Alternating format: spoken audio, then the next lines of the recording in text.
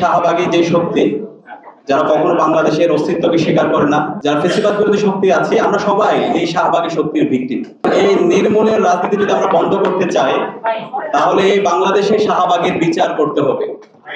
কিন্তু আজকে জুলাই বিপ্লব হলো, জুলাই বিপ্লব পরবর্তী এখন নতুন সরকার আসলো, কিন্তু আজ পর্যন্ত আমরা এই শাহবাগের বিচার এই স্বাধীন বাংলাদেশে করতে পারিনি।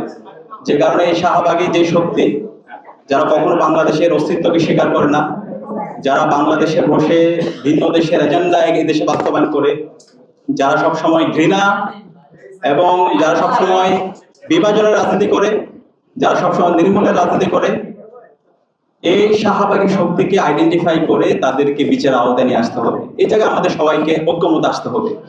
যারা ফেসিবাদ বিরোধী শক্তি আছে, আমরা সবাই এই শাহবাগী শক্তির ভিকটিম। এবং এই শাহবাগ এটা একদিনে তৈরি হয়নি। এই শাহবাগ এটা একটা শতবর্ষী প্রজেক্ট।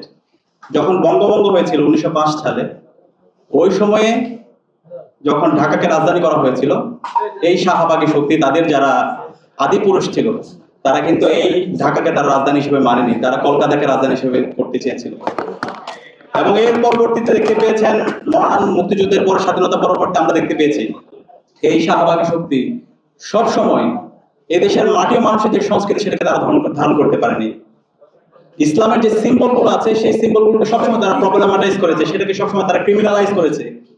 দাড়ি টুপি থেকে শুরু করে আমার আল্লাহ রাসূল সাল্লাল্লাহু আলাইহি ওয়াসাল্লাম সাহাবীদেরকে নিয়ে তারা বিভিন্নভাবে কুরুচিপূর্ণ, কুটুক্তিপূর্ণ তারা মন্তব্য করেছে। এবং এই পরিচয়ের কারণে সবসময় আমাদের মা, আমাদের বোনদেরকে আমাদের পরিচয়ের কারণে, হিজাবের কারণে তাদেরকে সবসময় আদারি করেছে, বিভিন্নভাবে তাদেরকে বঞ্চিত করা হয়েছে। এবং স্বাধীনতা পরবর্তী আমরা দেখতে পেয়েছি 54 বছর জুড়ে তাদের এই নির্মূলের রাজনীতি, প্রতিহিংসার রাজনীতি, ঘৃণার রাজনীতি, সেটা আমরা পুরো সময় জুড়ে দেখতে পেয়েছি। এবং সর্বশেষ সেটার একটা প্রাতিষ্ঠানিক রূপ 2013 সালে আমরা এই শাহবাগ কায়েমের মাধ্যমে দেখতে পেয়েছি।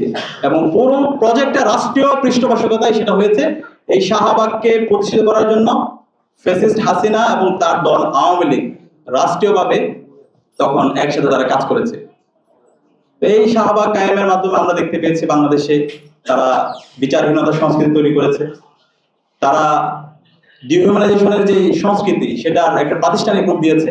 এবং তখন থেকে আমরা দেখতে পেয়েছি এই শিবির অথবা জামাত এই পরিচয়ে যে কোনো নাগরিকের অধিকার হরণ করা বৈধ, কাউকে ট্যাগ দিয়ে তাকে মেরে ফেলা বৈধ, এবং সে মারার পরে আবার সেলিব্রেশন করাও বৈধ। এবং পরবর্তীতে প্রথমে এটা ভিকটিম হয়েছে জামাত, এরপর হচ্ছে ইসলামিক দলগুলো, আলেম ওলামা, এবং আস্তে আস্তে বাংলাদেশের সকল ফেসিবাদ বিরোধী শক্তি এই শাহবাগের ভিকটিম হয়েছে।